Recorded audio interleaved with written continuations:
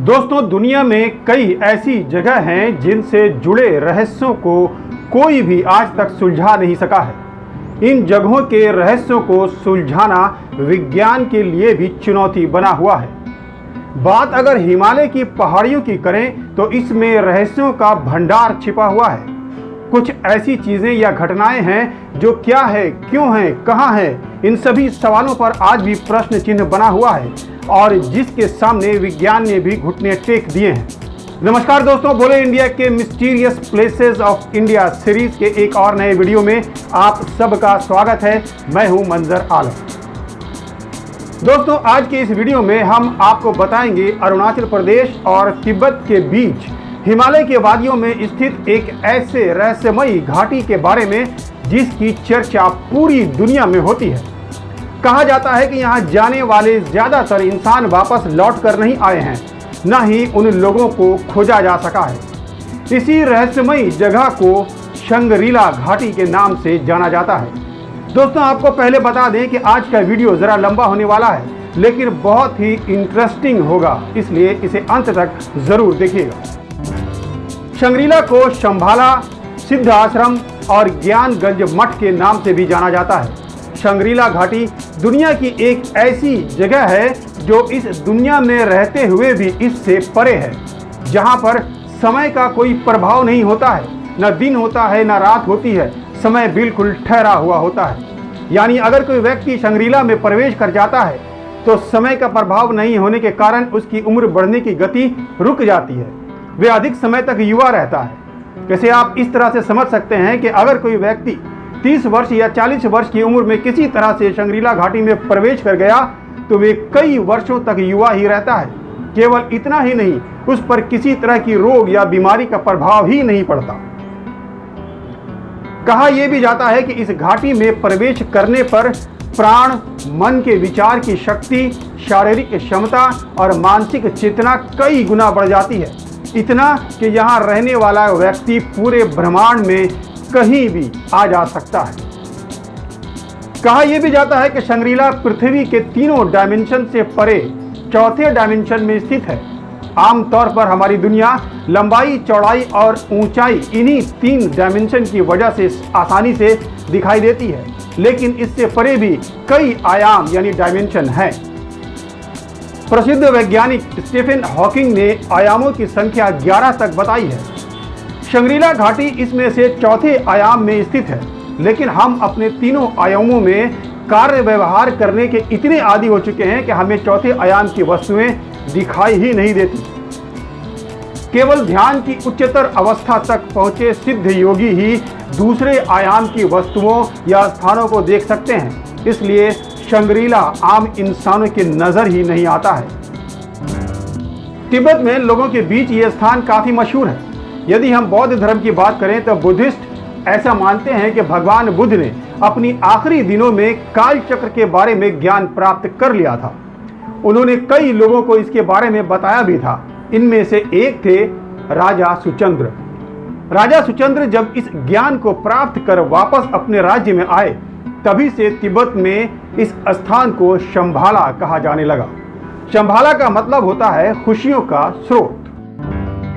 तिब्बती लामा अक्सर आध्यात्मिक शक्ति के इस केंद्र में जाने का प्रयास करते रहते हैं, लेकिन इसका रास्ता किसी को समझ में नहीं आता है।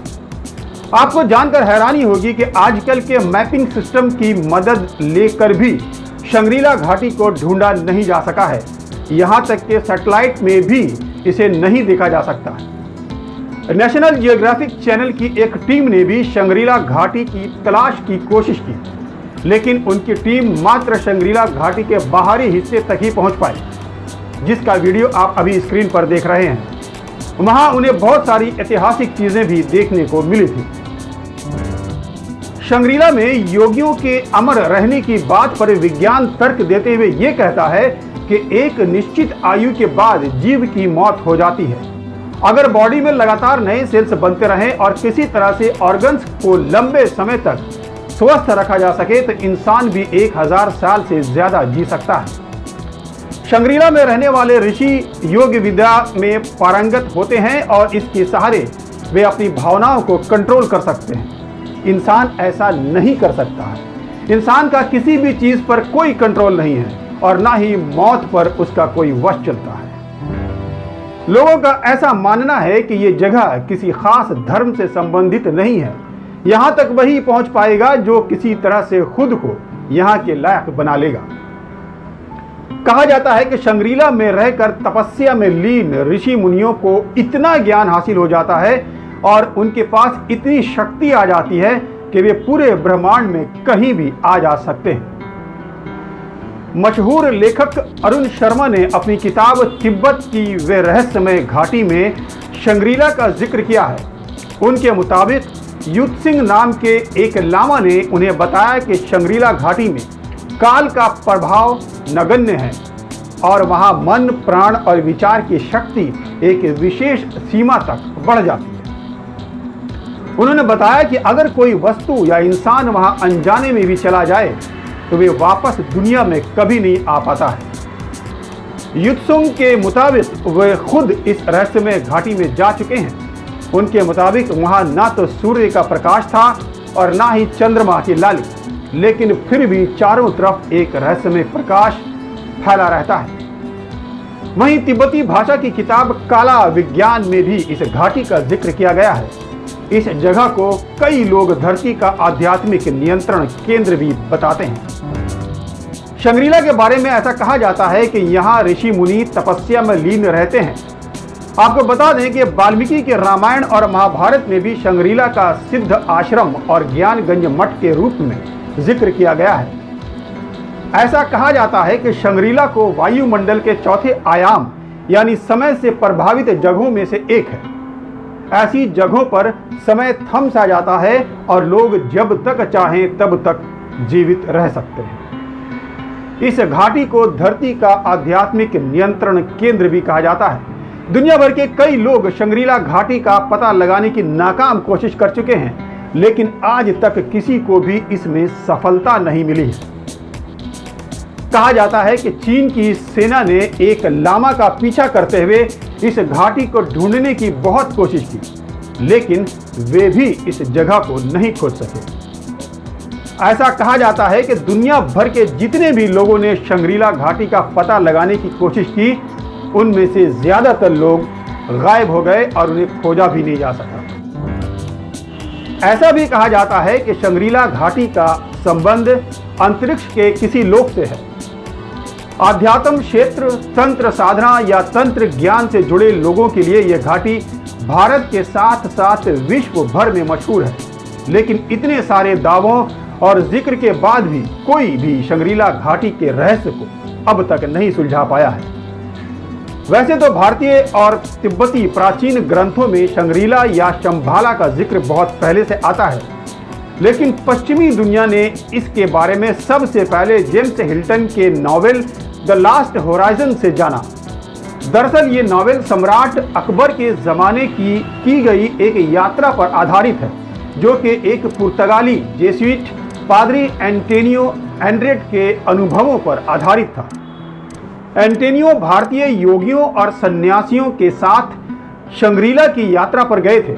उन्होंने अपने जो अनुभव लिखा वो 1926 में डिस्कवरी ऑफ तिब्बत के नाम से कोलकाता के एक शोध पत्र में छापे गए थे। जेम्स हिल्टन ने इसी शोध पत्र से अपने उपन्यास के लिए जानकारी एकत्रित की थी, इसीलिए उनकी किताब बेहद जीवंत हो पाई और उसे बेहद प्रसिद्धि मिली।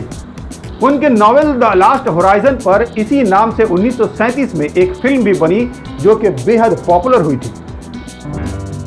परमहंस योगानंद की प्रसिद्ध किताब एन ऑटोबायोग्राफी ऑफ योगी में शंग्रीला को महाअवतार बाबा जी का स्थायी निवास स्थान बताया गया है। वे अपनी किताब में उस स्थान का बेहद ही जीवंत वर्णन करते हुए कहते हैं कि जैसे उन्होंने खुद इस जगह को अपनी आंखों से देखा है। पद्म विभूषण और साहित्य अकादमी से नवाजे गए और गवर्नमेंट संस्कृत कॉलेज के प्राचार्य रहे डॉक्टर गोपीनाथ कविराज ने भी अपनी पुस्तक में शंग्रीला का जिक्र किया है।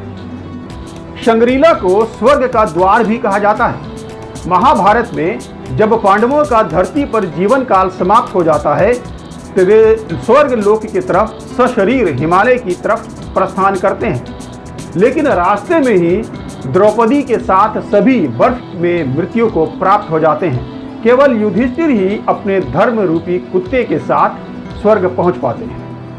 हिमालय स्थित ये स्वर्ग कुछ और नहीं बल्कि सिद्ध आश्रम या ज्ञान गंजन अर्थात शंभाला या शंग्रीला ही था, जहां सिर्फ युधिष्ठिर जैसे विज्ञान ही प्रवेश कर पाए थे। शंग्रीला घाटी को कैलाश पर्वत की रहस्यमयी दुनिया का प्रवेश द्वार भी कहा जाता है। शंग्रीला का अनुमानित स्थान कैलाश पर्वत के सीमावर्ती घाटियों में ही कहीं स्थित है, जहां से प्रभु शिव के पवित्र निवास की शुरुआत होती है।